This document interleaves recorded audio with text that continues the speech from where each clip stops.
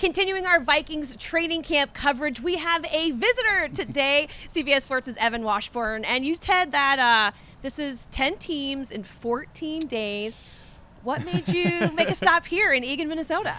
Well, I like to see teams that are crew at CBS. So I'm with Ian Eagle, J.J. Watt's making his debut this year, and myself. And you can kind of track the teams that we'll often see. CBS usually gets the AFC. Now it's a bit more mixed. But then I think it's also important to see the teams that you think are going to be part of the conversation in January and maybe even early February. And I would put Minnesota in that conversation, and the ones that have the most intriguing storylines. And I think, again, Minnesota falls into that category for a lot of reasons. Yeah, check and check. Why do you think they can be a contender down the line in those late month playoff games and towards that stretch? Well, I always think about teams that have talent across the roster on both sides of the ball. Minnesota has that. Continuity, both on the coaching staff and within the roster. Are there players that have been a part of the build that are now part of what they hope to be kind of that next step, whether it's a playoff win in the Vikings case or pushing through to a Super Bowl? I think the Vikings have that.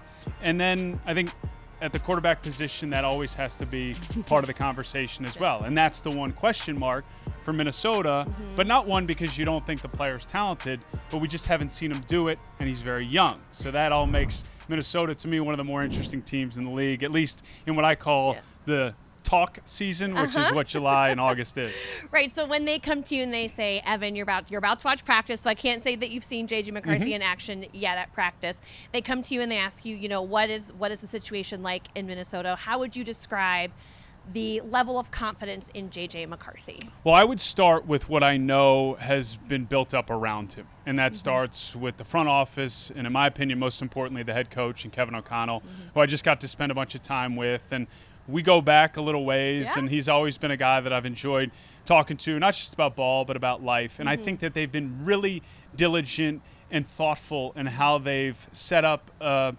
environment for J.J. McCarthy to be successful, recognizing there is going to be a lot on his shoulders, but they have to make sure that it's not overwhelming, both from outside expectations, but also internally. And from just the nuts and bolts, they have a really talented defense that can take pressure off of a young quarterback. They have invested heavily in an offensive line, which is probably the most important thing. And then they have probably the best set of skill position weapons for them. So everything's there, with also the thoughtfulness of those that are running it to make sure that they don't do anything to keep him from being successful. You have an interview with Aaron Jones that is coming out. So it's some of the things that you wanted to talk to him about. What were some of those questions you wanted to find out from Aaron? Well, one, just what he sees in this team coming off of last year, what he sees in J.J. McCarthy. I thought he lent some great perspective to that in terms of his leadership, his command of a huddle. I think that's an important thing people don't think about. It's not always the big-time throws. It's literally how does a 22-year-old step into a huddle with, in Aaron's case, a 30-year-old, some older offensive linemen, a future Hall of Famer, and Justin Jefferson. How does he handle that huddle? And for Aaron to use the word command's a positive. We talked about his sort of situation right now as a 30-year-old running back coming off a career year, what he prioritizes to maintain it in the running back position, how polarizing it's been. And then we had some fun talking hoops, and he compared some of his teammates, both with the Vikings and the Packers, to NBA guys, which I enjoyed. If you are a Vikings fan, what do you think you are most excited about for 2025?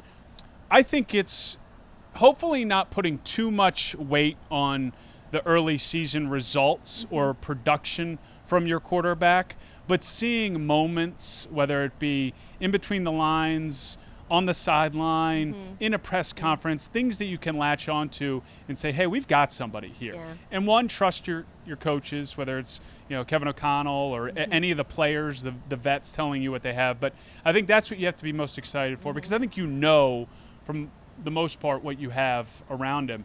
In this league, for better or worse, success is often defined and found based off of who your quarterback is. And you had one in Kirk Cousins for a number of years. He did a lot of things that any team would want, and now it's, do we have the next guy? So I think that's, it sounds obvious, but that's what you have to be most excited about do you have the next guy? Is he your franchise quarterback? Yeah, I wasn't trying to make it a softball, but it was a little bit. Thank you so much. For sure. Evan, and be sure to look out for his interview with Aaron Jones on CBSSports.com.